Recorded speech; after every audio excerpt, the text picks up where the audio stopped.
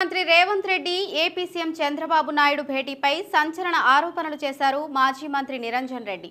తెలంగాణను పరోక్షంగా పాలించే కుట్ర ప్రారంభమైందని, సమాజం అప్రమత్తంగా ఉండాలని సూచించారు.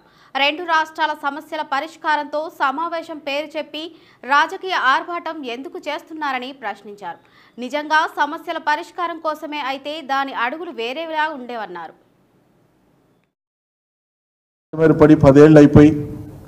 ఎవరు మానాన వాళ్ళు బతికేటువంటి పరిస్థితులలో మళ్ళా గాయాలను గెలికేటువంటి ప్రయత్నం ఇటు కాంగ్రెస్ సర్కారు రేవంత్ రెడ్డి అటు చంద్రబాబు నాయుడు ఉమ్మడిగా రెండు ప్రభుత్వాలు రెండు రాష్ట్రాలకు సంబంధించినటువంటి పార్టీలు చేస్తూ ఉన్నాయి.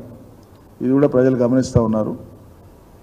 సమస్యల పరిష్కారానికి వేదికగా ఉండడం అభ్యంతరకరం కాదు, కానీ సమస్యల పరిష్కారం కోసం కూర్చుందామన్న కాడ రాజకీయ ఆర్భాటం చేసి మళ్ళీ మేమేదో ఇక్కడ పాత్ర పోషించగలం అనేటువంటి ఆర్భాటాలు ఎందుకు చేస్తుండో అర్థం కావట్లేదు. చంద్రబాబు నాయుడు 4వసారి ముఖ్యమంత్రిగా పెళ్లికొడుకు ఆంధ్రాలో అయితే తెలంగాణ రాజధానిలో పందిరి ఎందుకు వేస్తుండో అర్థమవుతలేదు. పెళ్లికొడుకు ఒకతోనా పెళ్లి ఒకతోనా, పందిరి మాత్రం తెలంగాణలో వేస్తారు, ఆర్భాటం హైదరాబాద్లో చేస్తారు. గమనించాలా? తెలంగాణ సమాజం ప్రతిదీ గమనిస్తూ ఉంటుంది. మీ చిత్తశుద్ధి అపరిష్కృతమైనటువంటి అంశాల మీద, అపరిష్కృతంగా ఉన్నటువంటి అంశాల మీదనే చర్చ సాగించేది ఉంటే దాని అడుగులు వేరే ఉండే, అటువైపు ప్రయత్నాలు వేరే ఉండేవి. అట్లా లేవు.